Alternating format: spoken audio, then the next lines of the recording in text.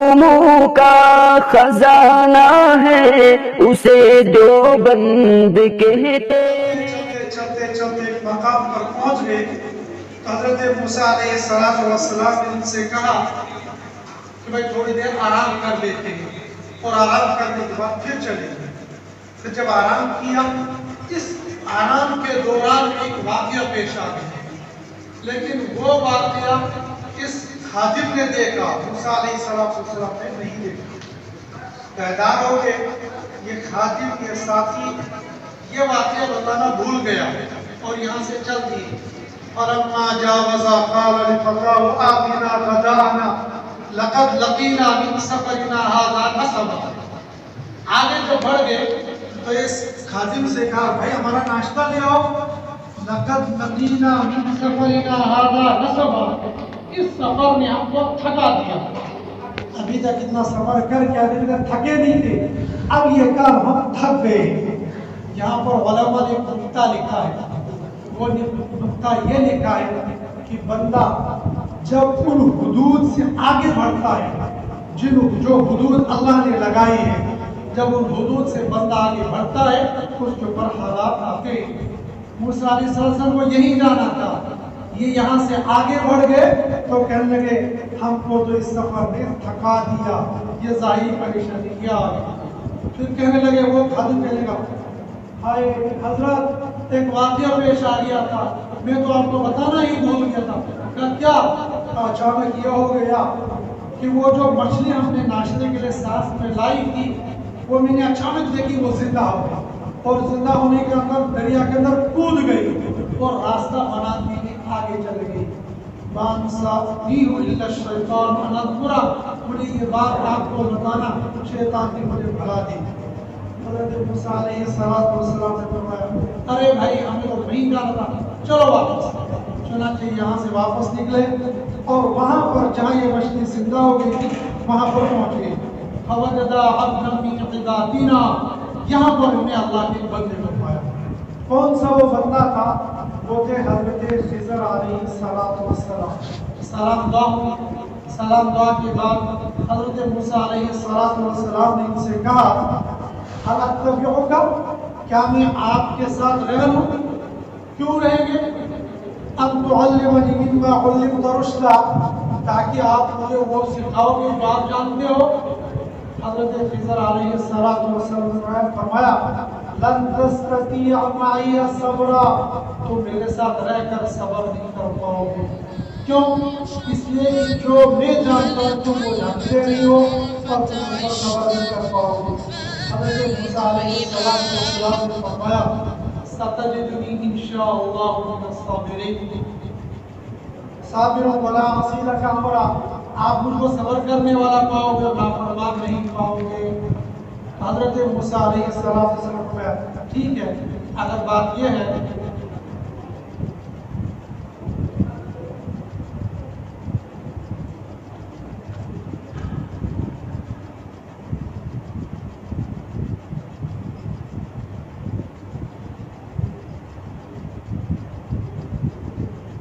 حضرت خضر علیہ السلام نے ٹھیک ہے اگر تم یہ کہتے ہو کہ میرے ساتھ رہنا تو میری ایک شرط ہوگی، شرط یہ ہوگی جب تک میں تم کو بات نہیں بتاؤں گا تم نے مجھ سے کچھ پوچھنا نہیں ہے۔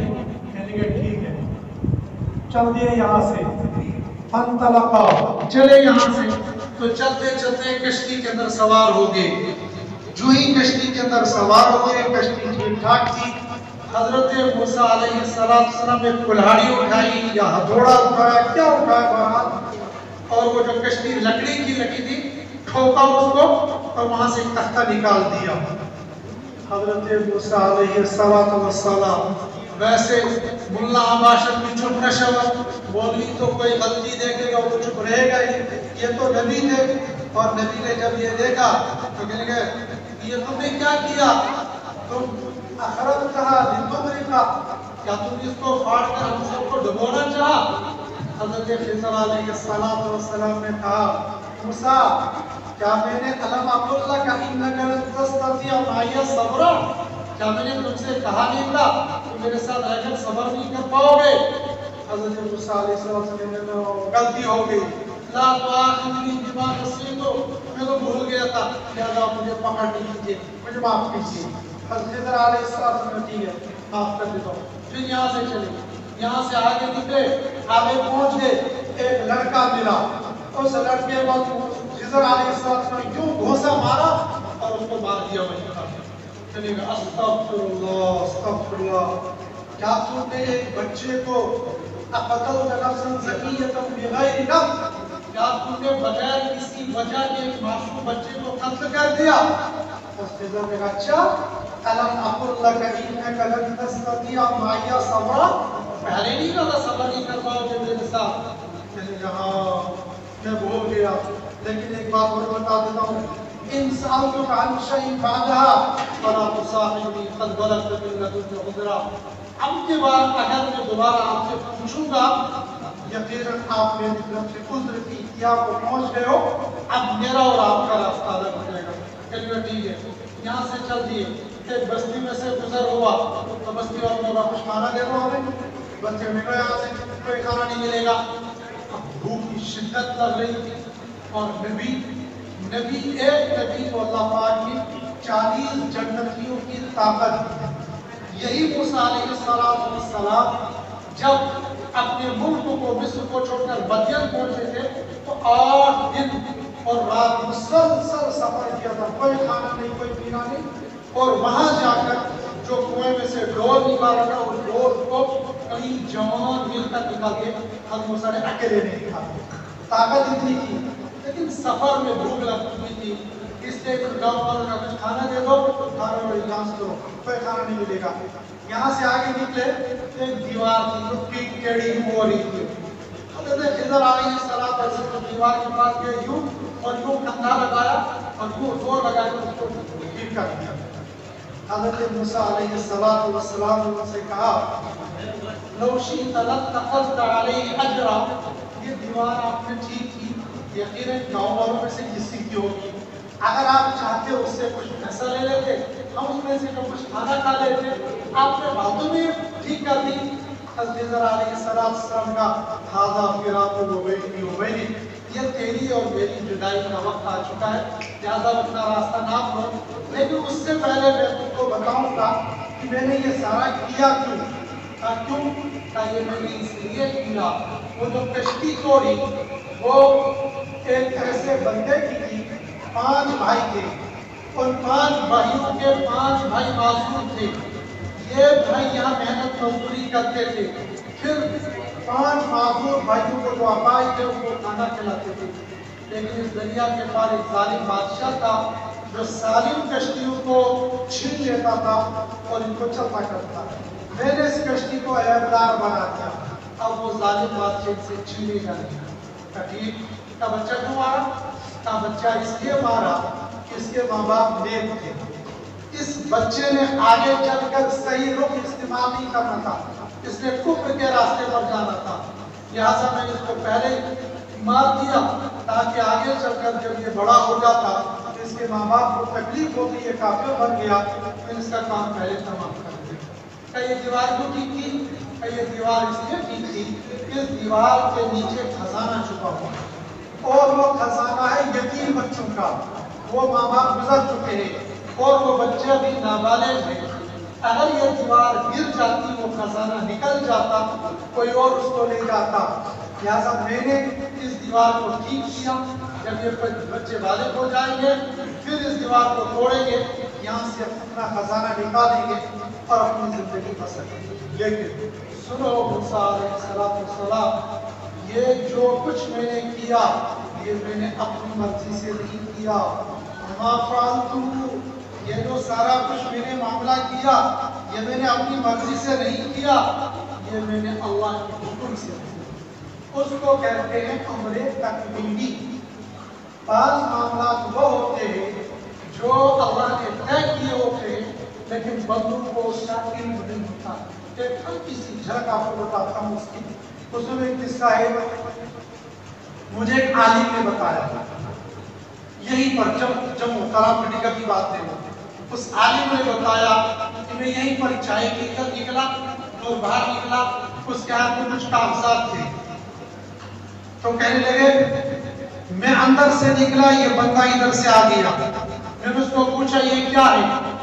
تو اس نے کہا یہ کشمیر کی فائل ہے. کہا تم اس کو کیا کرو گے؟ کہا تمہارا کام یہ نہیں ہے، مسئلہ کشمیر ہے، اس کو تم چھوڑ دو. یعنی اس آنن فان وہ بندہ میری آنکھوں سے غائب ہو گیا، مجھے کچھ بھی معلوم نہیں یہ کہاں چلا گیا. اس کے علاوہ دوسرا واقعہ ایک بندے نے مجھے بتایا، بڑے عالم ہیں، بہت بڑے عالم ہیں، وہ ابھی حیات ہیں، ابھی زندہ ہیں، کبھی کبھی کشمیر میں آتے ہیں، کشمیر کبھی کبھی کشمیر میں آتے ہیں ورنہ باہر رہتے ہیں. وہ میں ان کے پیچھے ایک دن لگے، پھر میں نے کہا کتب ابدال دکھا دیں. میں نے کہا چل نکل. کتب ابدال دیکھنے والا آ کے میں نے کہا کیا کرے گا؟ میں نے کہا مسابقہ کروں گا، ان سے دعا کی درخواست کروں گا. کہنے لگے گا ایسے. میں نے کہا دکھا دو. تو کہنے لگے جو بتایا کچھ نہیں. ایک بادشاہ کی اور بات کرتے کہنے لگے بھائی مسئلہ یہ ہوا، میں آپ کی مسجد میں نماز پڑھ رہا تھا. کہنے لگے مجھے کیا اندر بہت سارے بزنس ہوں گے جو سے مسابقہ کرتے ہوں گے، بس تو یہ سمجھ دیا کر میرے ساتھ خود ابدال مسابقہ کر رہے ہیں. میں نے کہا ایسے کیا سمجھو گے، کوئی تو ہوگا ایسے کرتے. کہنے لگے میں وہاں پر، لیکن یہ بہت پہلے کی بات ہے، یہ تقریباً 90 کی دہائی کی بات ہے. یہ جب جگموہن کی یہاں وہ رائے تھا، جب پہلی مرتبہ این سی کی حکومت آئی تھی، اس سے کچھ پہلے انہوں نے کہا کہ میں عصر کی نماز پڑھ کر نکلا. جن ساتھیوں نے پرانی مسجد دیکھی ہے جو شہید ہونے سے پہلے، تو بیچ میں وہ خالی جگہ تھی، بعد میں اس کو گرین شیٹ لگائی گئی تھی، اس وقت وہ خالی تھی. کہنے کہ میں یوں نکلا، اوپر سے ایک ہاتھ آیا اور مجھے یوں پکڑ کر کہا اوپر آ جاؤ. کہنے لگے وہ سیڑھیاں اس میں لگی. جب میں سیڑھیاں چڑھ کے گیا، گنبد کے آگے بیٹھا، دیکھا ایک دائرہ بنا ہوا ہے اور کئی سارے لوگ وہاں پر بیٹھے. کہنے کشمیری آ جاؤ. میں نے کہا کیا بات ہے؟ کہنے کا مشورہ کرتا ہے. کہا کس چیز کا مشورہ؟ کہا مسئلہ کشمیر کا مشورہ ہے. کہا کشمیر کا مسئلہ یہ ہے، ہم سارے یہ کہہ رہے ہیں کہ یہ جو حالات ہو رہے ہیں کو چلنے دو، لیکن ایک وہ بندہ وہاں بیٹھا ہے کہنے کا نہیں، یہاں پر حکومت آنے دو. اب وہ بندہ ہمارے قابو میں نہیں آ رہا ہے، کیونکہ قضیہ تمہارا ہے، تم ہی جا کر اس کو سمجھا سکتے ہو، لہذا جاؤ. ٹھیک ہے. دوسرے دن مجھے طے کیا اور طے کرنے کے بعد مجھے ایڈریس بتایا گیا تم کو وہ ملے گا. اور ملے گا کہاں؟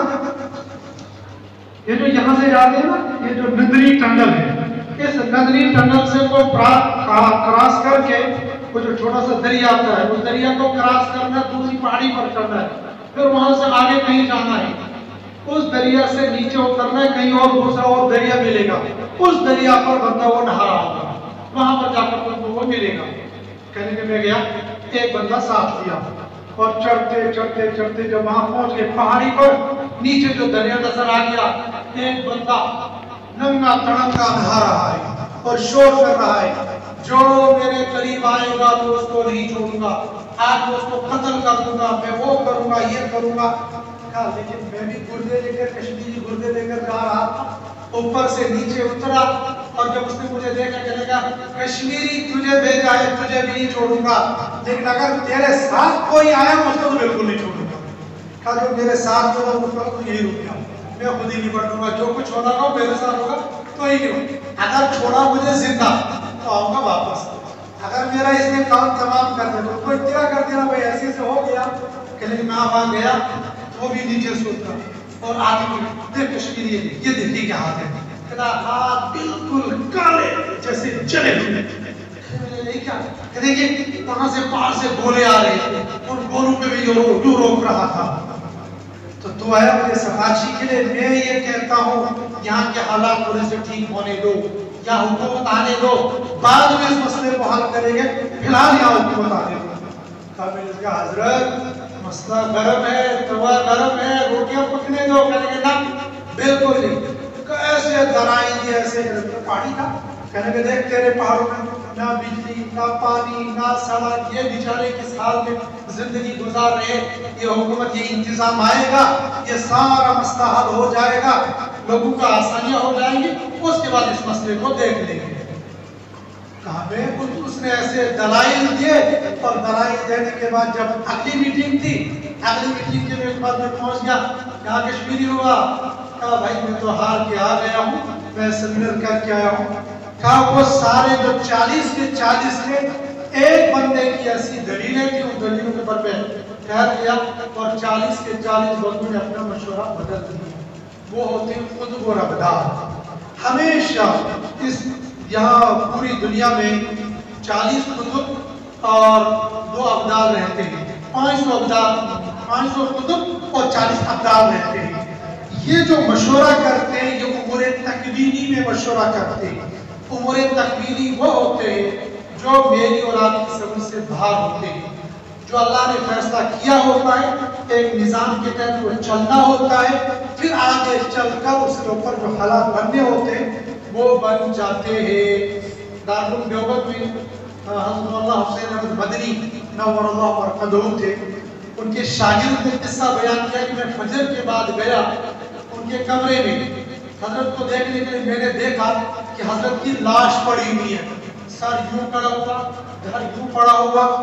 کہا جو میں نے یہ حال دیکھا میرے تو خوش ہو گئے، اب میں بجائے درسگاہ کے ادھر ادھر کہنے ابھی حضرت کا اعلان ہوگا، ابھی حضرت کا اعلان ہوگا، ابھی حضرت کا اعلان ہوگا۔ کہا جب وقت کافی گزر گیا اب میں نے دیکھا اعلان بھی نہیں ہوا، کچھ بھی نہیں ہوا، میں آگے درسگاہ دیکھا حضرت پڑھا رہے ہیں۔ میں پریشان، وہاں تو میں نے حضرت کی ڈیڈ باڈی دیکھی تھی، حضرت اس وقت پڑھا رہے ہیں، یہ کیا ہوا؟ کہا میرا دماغ گھومنے لگا، میں سبق میں تو رہا لیکن دماغ نہیں ہوتا۔ کہا شام کو جب تڑھائی کا وقت میں گیا حضرت کے پاس، میں نے کہا حضرت راز بتاؤ، راز کیا ہے؟ کیا ہوا؟ حضرت جب میں صبح آپ کو لینے کے لیے آیا تو یہاں پر میں نے ایسے دیکھا۔ حضرت نے کہا واقعی تمہیں دیکھا؟ حضرت نے واقعی کہا حضرت نے خبردار میری زندگی میں اس رات کو کبھی ظاہر نہ کرنا۔ حضرت تھا کیا؟ کہا راز یہ تھا ایک قطب کا انتقال ہو گیا تھا، ملک شام میں اس کی میٹنگ ہونے والی تھی، میں اس میٹنگ میں چلا گیا تھا اور تم نے میرا حال یہاں پر یہ دیکھ لیا۔ تو بعض دفعہ یہ جو قطب ابدال ہوتے ہیں اللہ نے تکوینی امور دی ہوتے، تکوینی کام دیے ہوتے۔ حضرت خضر علیہ السلام کو بھی اللہ نے یہ تکوینی کام دیے ہوئے جو بعض علماء کے نزدیک ابھی حیات ہو اور بعض علماء کے نزدیک وہ دنیا سے چلے گئے ہیں، لیکن بہرحال وہ حیات ہیں یا زندہ ہیں۔ لیکن ماضی قریب میں ایک بہت بڑے عالم کا انتقال ہو گیا، میں نے ان کے بیان کو سنا، انہوں نے بتایا ہے کہ میری حضرت خضر علیہ السلام کے ساتھ کئی مرتبہ ملاقات ہوئی، اور یہی کنج کے مولانا غلام نبی صاحب نور اللہ مرقدہ تھے، میں نے خود ان سے براہ راست سنا ہے۔ ایک سفر میں ان کے ساتھ تھا، انہوں نے کہا کہ میری کئی مرتبہ خضر علیہ السلام کے ساتھ اس طرح ملاقات ہوتی ہے، تو ممکن ہے میری اور آپ کی بھی کسی کی ملاقات خضر علیہ السلام کے ساتھ ہو جاتی ہوگی، لیکن یہ کوئی ضروری نہیں کہ واقعی مجھے اور آپ کو پتہ چلے۔ ویسے ایک مشہور ہے، یہ کوئی تحقیقی بات نہیں ہے، مشہور یہ ہے کہ حضرت خضر علیہ السلام کے یہ جو انگوٹھا ہے نا، یہ انگوٹھے میں ہڈی، یہ ہڈی ان کو نہیں ہے، اس لیے بعض لوگ جو مسافہ کرتے تو مسافے میں ہاتھ بہت دباتے ہیں، وہ یہ دیکھتے ہیں اس کو یہ ہڈی ہے یا نہیں ہے، تو وہ جاننا چاہتے ہیں کہ اگر ہڈی نہیں تو میری حضرت خضر ہوگی، اور اگر ہڈی ہے تو میری حضرت خضر نہیں ہے، پھر یہ کوئی اور ہے۔ لیکن یہ بات کوئی تحقیقی بات نہیں ہے، یہ مشہور بات ہے، لیکن اتنی بات ضرور ہے ممکن ہے کسی قطب ابدال سے ملاقات ہماری ہوتی ہوگی، تو اگر کبھی ایسی ہو جائے کوئی نیک صالح بندہ ہم کو مل جائے، کرنا تو کچھ نہیں ہے، بس دعا کی درخواست کریں۔